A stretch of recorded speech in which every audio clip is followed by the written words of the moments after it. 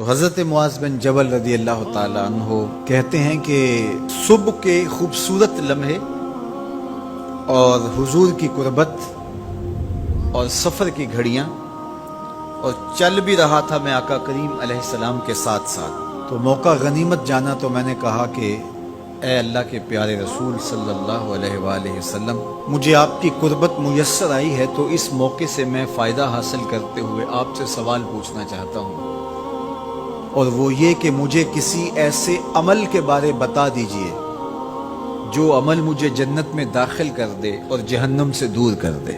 تو حضور علیہ السلام نے اس سوال پر ان کی تحسین فرمایا تو نے بہت بڑا سوال کیا ہے، اس کا جو جواب ہے کہ جنت نصیب ہو اور مجھے جہنم سے نجات ملے تو یہ اتنا آسان کام نہیں ہے، یہ بڑا مشکل کام ہے، لیکن جس پر اللہ آسان کر دے اس کے لیے مشکل نہیں ہے۔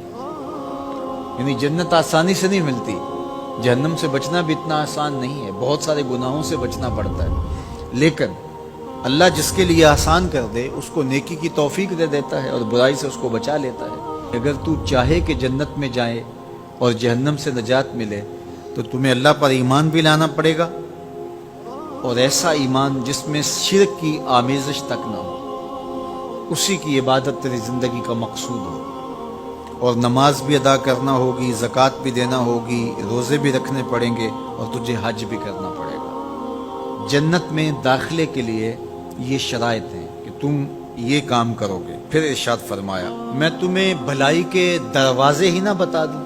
ارشاد فرمایا الصوم جنہ، روزہ ڈھال ہے۔ ڈھال آپ سمجھتے ہیں، اگر آپ لوگوں نے ڈھال نہیں دیکھی ہوئی تو آج کے زمانے کے اندر تو سب لوگوں نے جو ہے وہ ڈھال دیکھ لی ہے، چونکہ اس وقت ترکی نے اس طرح سے اپنے کلچر کو اور اپنی تہذیب کو جدید ذرائع ابلاغ کے ذریعے لوگوں تک پہنچایا ہے کہ اب 800-700 سالہ پرانی چیزیں بھی ہمارے سامنے آ گئی ہیں، ورنہ ہم یہ باتیں کیا کرتے تھے تو لوگ ان باتوں کو سمجھا نہیں کرتے تھے، چونکہ اس کا کوئی نمونہ اور شکل موجود نہیں تھی۔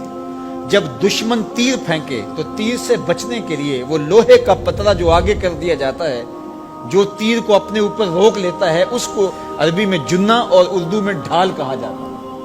تو آقا کریم نے فرمایا روزہ ڈھال ہے، تو گویا جہنم کی آگ سے بچانے کے لیے جو ہے وہ روزہ کام دے گا۔ والصدقۃ تطفئ الخطیئۃ، یہ گناہوں کو مٹا ڈالتا ہے، جس طرح کہ آگ کو پانی بجھا ڈالتا ہے، تو اس طرح جب صدقہ دیا جاتا ہے تو جو گناہ ہوتے ہیں وہ ایسے مٹتے ہیں کہ لگتا ہے یہاں گناہ تھے ہی نہیں۔ آگے ارشاد فرمایا رات کے پیٹ میں نماز ادا کرنا، یعنی تہجد کی نماز ادا کرنا۔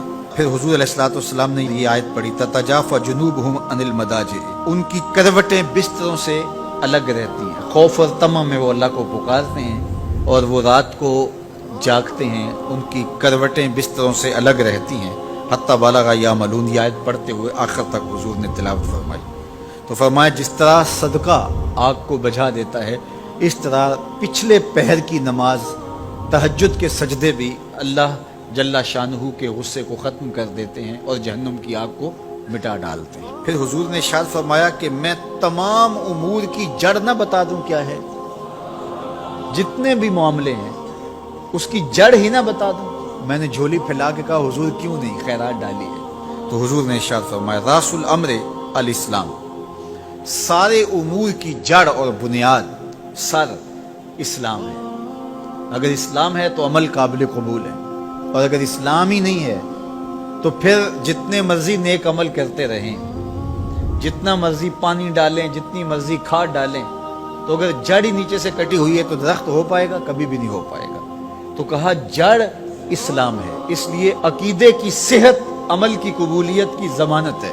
تو تمام امور کی جڑ اور بنیاد اور سرا اسلام ہے، اور اس کا ستون نماز ہے۔ اور صحابہ نماز کے جس طرح پابند رخوگر تھے، تو وہ تاریخ کی روایات آپ دیکھ سکتے ہیں، آپ کو ایک صحابی بھی بے نماز نہیں ملے گا۔ وَذِرْوَةُ صَنَامِهِ الْجِهَادِ، اور کوہان کی بلندی، چوٹی اسلام کی، وہ جہاد ہے۔ جہاد سے اسلام کو سربلند کیا جا سکتا ہے۔ اسلام کا چھٹا رکن ہے جہاد، اور ہمیں جہاد کی ترغیب بھی دی گئی اور قیامت تک یہ جہاد جاری بھی رہے گا اور کبھی بھی ختم ہونے کا نہیں ہے۔ ہاں اس کے اصول و ضوابط ہمیں دیے گئے، جہاد کے نام سے فساد فی الارض نہ کیا جائے، لیکن جہاد کا انکار اسلام کا انکار ہے۔ یہ اسلام کی چوٹی ہے، ذروۃ و سنام کہا گیا، یہ کوہان کی بلندی ہے۔ تو حضور علیہ السلام نے آخر میں فرمایا کہ میں تمہیں سارے معاملات کی جڑ ہی نہ بتا دوں، خلاصہ ہی نہ بیان کر دوں؟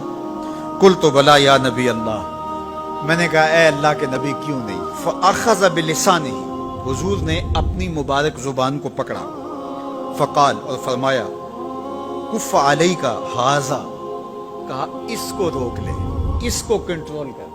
تو کہتے ہیں میں نے کہا اے اللہ کے پیارے محبوب صلی اللہ علیہ وسلم، جو ہم باتیں کرتے ہیں اس سے بھی مواخذہ ہوگا؟ یعنی عمل پر تو پکڑ ہوگی، لیکن جو ہم زبان سے بات نکال دیتے ہیں تو کیا اس بات پر بھی مواخذہ ہوگا؟ تو حضور علیہ السلام نے ارشاد فرمایا کہ لوگ منہوں کے بل یا ٹھوڑیوں کے بل جہنم میں ڈالے جائیں گے، یہ ان کے بولے ہوئے بولوں کی وجہ سے ہوگا، ان کی زبان کی کمائی کی وجہ سے ہوگا۔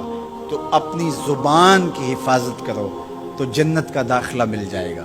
تو گویا زبان کی حفاظت سے لے کر کے اللہ کے حضور سجدے تک اور اللہ کی عبادت تک، یہ ہے وہ نصاب جو جنت میں جانے کا ہے۔ اللہ ہم سب کو 5 گانا باجماعت نماز کی توفیق دے، اللہ ہمیں توفیق حج کی نصیب کرے، اللہ ہمیں رمضان المبارک کے روزے رکھنے کی توفیقات سے مالا مال کرے، اللہ اپنی راہ میں جد و جہد اور جہاد کی توفیق سے مالا مال کرے، اور اللہ ہمیں ہماری زبان کی حفاظت کی توفیق دے تاکہ ہم خیر کی راہوں کے مسافر رہیں۔